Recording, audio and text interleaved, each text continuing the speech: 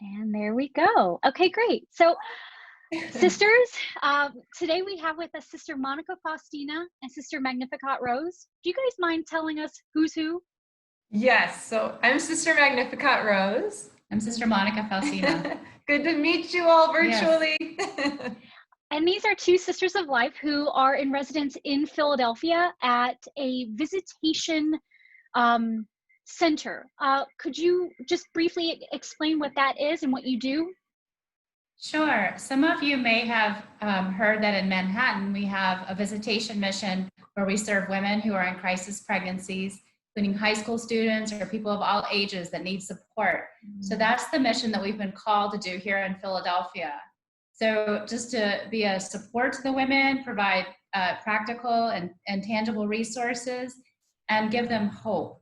So one little example is this morning, a woman had turned around from the abortion clinic on Saturday, actually because there were young people, some young high school girls were praying in front of the abortion clinic. She was Christian herself, asked God for a sign, and she was deeply moved by their witness and didn't go through with an abortion. But now she needs some help with practical. She got laid off in April. So that's one of the things, is just to accompany women in their pregnancies. Yeah, it's a powerful mission. You get to see women come to life again. Most of the time they'll come looking scared and afraid and going through so many struggles. And over time, you really see them when they realize that there is support. Their eyes start to light up again, and they start to be able to embrace the little life that's within them and recognize the beauty of their motherhood. So it's a great joy. That's beautiful. That's really amazing. And I mean, work that definitely needs to be done and attention needs to be brought to it, that there are options out there. And I have a feeling that a lot of women who aren't connected with their faith, especially our Catholic faith, they may not even know that, something like this is out there for them. While I wish we could all be in person together and, my young ladies could ask you some questions, what I did was I gathered a few questions for you today. The first one is, if I have some young ladies who, aren't really sure if they're supposed to get married, or they're not sure what their vocation is, maybe I don't know, maybe they are thinking about being a sister. What questions would you recommend they ask themselves to discover what their vocation is? That's a great question. It's definitely a journey. I remember it well, of going through I like to say that every other day I would keep like a journal in high school and college, and every other day I was writing, I want to get married and have a bunch of kids, and these will be their names. And then the next day it would be like, oh, I just met a sister. She seems so joyful. I want to do that. And so I remember feeling the back and forth, and what do you do with these different desires in your heart?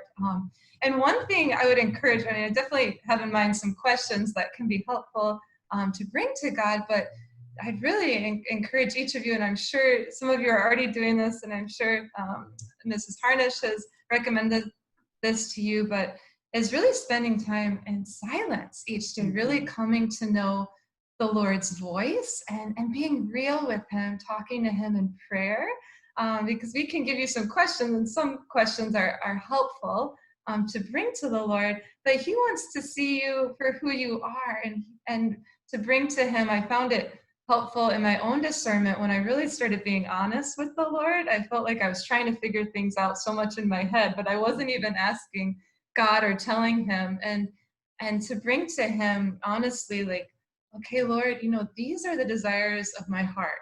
This is what's coming up when I see this mom with her kids, or when I met these sisters, I felt this, and being honest with the Lord about all those desires, to grow in that friendship with Him, because He knows you better, and He knows each of you better than anybody else, and so He knows the plans He has for you, but they're discovered in that real relationship with Him in prayer. So that's probably how I would start out. Just to include in that the Lord knows our heart. He knows what's going on. So if you feel afraid, that's okay. You just share that with Him. He wants to hear your desires, your fears, everything, because He's got a plan for you, and He will reveal it to you. It's just a matter of time. Yeah. So carving out extra time in your schedule for prayer, maybe praying the rosary, asking our Blessed Mother for her intercession also is beautiful. That's great. That's perfect. That's exactly what they are needing to know. From a practical standpoint, I work with young ladies who are in high school who are trying to decide what to do after high school. For the most part, they, are planning on college, but what are some requirements to become a sister? That's another great question. Yeah. Well, for our particular community, we don't have women enter right out of high school. There are communities that, especially Mhm. teaching orders, that are prepared to provide college education for women as part of their formation. But the way we're set up, if people are in college, that they can be discerning and having that conversation with us, coming on retreat, coming for a visit. But the requirement would be that they're at least 21. So, but we definitely have begun the friendship with high school students. Sometimes they come and Yes. volunteer with us, and the Lord plants a seed. We see them later in college. That would be one of the requirements. Also, we have what's called a vocations director. So there's a sister that would be meeting with each person, and she would go over specifics if someone was feeling called to our community about, there's if someone had a severe medical condition or things like that, that might be an impediment to the life, not judging anyone, but it might be too strenuous to live the life. So there are some specific requirements, but I think that actually is helpful to hear from the vocations director. Now, you guys are so well structured in your faith. Do you guys have degrees in theology? Not so well. I have like a minor in theology. It depends on the sister. It's beautiful is that the Lord calls. Who He calls. It's so we of all different backgrounds, and that all brings so much to community. So we all do. I think just the fact that we pray each day, you you come to know the Lord, and we as part of our formation, we will receive a little bit of like theology, and things like that. But sisters have engineering backgrounds, they have nursing backgrounds, history, you name it. Sisters, the Lord calls people who have studied all different backgrounds, and yeah. That's Yeah. great to know. That's really great. And you receive what you need once you're in the community to help fill that out, because there's ongoing formation and classes that are available. There's spiritual readings, spiritual conferences.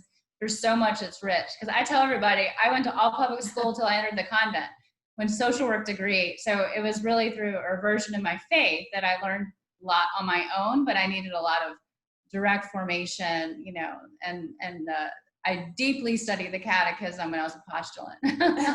Wow. That's great. That's really great. So, on a personal note, how did you encounter the Sisters of Life? What was it about the sisters that their charism that drew you to this particular community?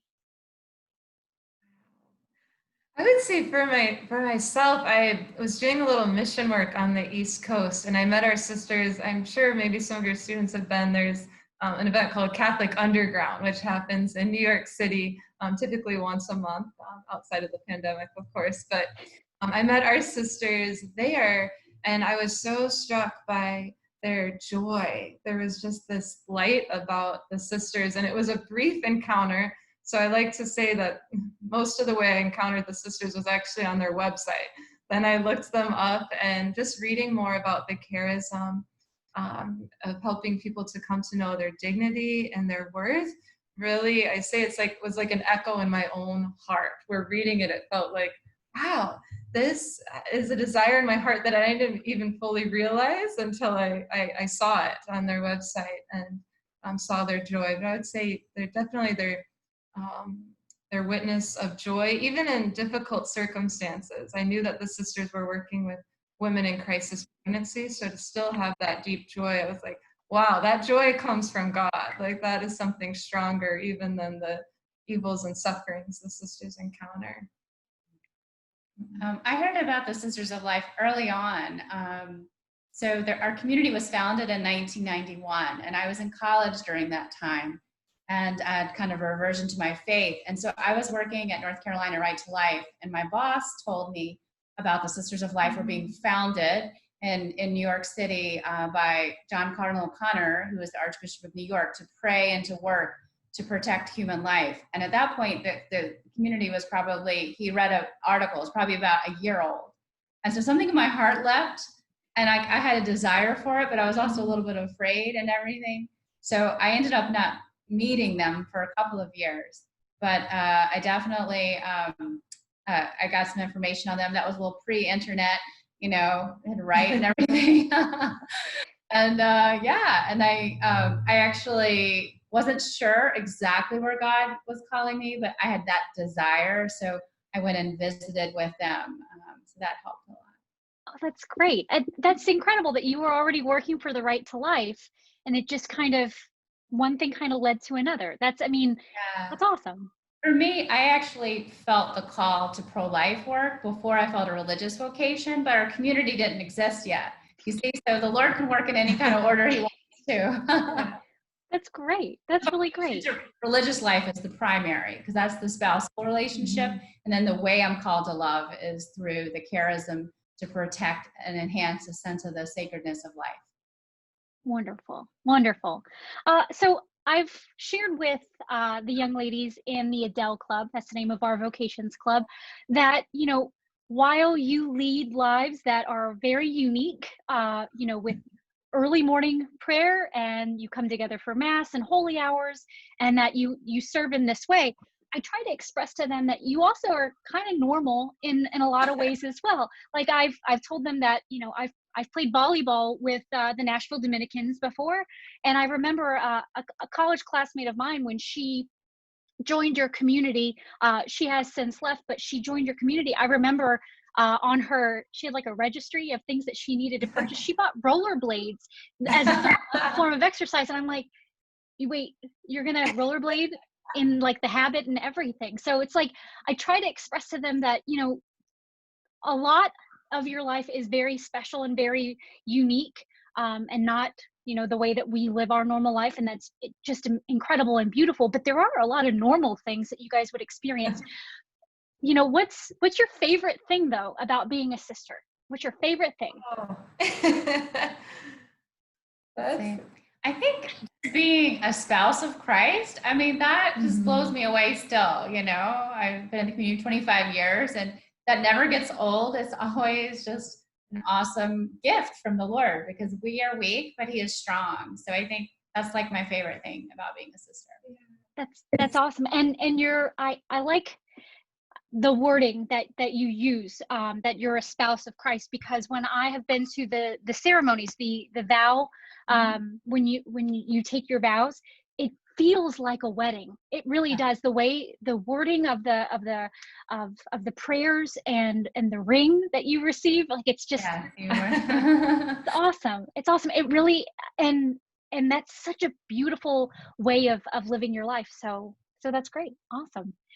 And sister, what about you? Oh, I love it all. It's definitely an adventure with Jesus. Like sister said, being a spouse to him, every day, you know, you'd think, okay, well, the sisters live, like you were saying, we have this schedule, the day of prayer, but no day is the same. And every day you don't know who's going to show up at the door or who you're going to encounter. And there's such beauty in it. We say that all of our works flow from our prayer. And so encountering God in that time of prayer, it really does, like, just receiving his love, and being in prayer is such a joy. And then I love when we are able to go out, or even the women that we work with, being a spiritual mother to all the souls that Jesus brings to you. You encounter him in each person, and there is a lot of joy. And speaking of rollerblades, I have a ripstick that I brought to the convent. I wasn't sure if I'd be able to use it, but I have been able to. And it's definitely provided some interesting encounters. People drive by, or they're like, what, a sister on rollerblades or on a ripstick? And it's amazing, because people feel very free to share with sisters, because they know they're of the church and of God. People that we don't know at all will come up to us and say, sister, will you pray for me? And they'll start sharing their heart. And it really is such a privilege to receive people, you know, of different life circumstances and backgrounds, and to know that you're called to really be their spiritual mother and to pray for them. And that helps me to fall even more in love with Jesus each day. So it's a huge joy, everything in the life. Yeah. Oh, that's so great. It's beautiful. And I do want to thank you for, well, first of all, for sharing your time with us today, but also for the work that you do. Just thank you. It's amazing. And I hope that once this pandemic calms down, that we can actually physically spend some time with you and help you in service in some way. And yeah, so thank you so much for joining me today. Oh, well, it's a pleasure too. And just know that we're praying for each of the students that are watching this, and God's got a special plan for you. He loves you no matter what you've done, no matter how you've fallen. He has mercy and he wants to begin again each day with you. So there's so much hope in following the Lord wherever he may bring you. That's it. And I keep thinking of that quote of Blessed or Saint Teresa of Calcutta, Mother Teresa. She said, this helped me in my discernment as well. She said, we have been created for greater things, to be loved and to love. And so I'll pray that each of you will allow yourself to be loved by Christ and for him to bring you that joy that every heart longs for.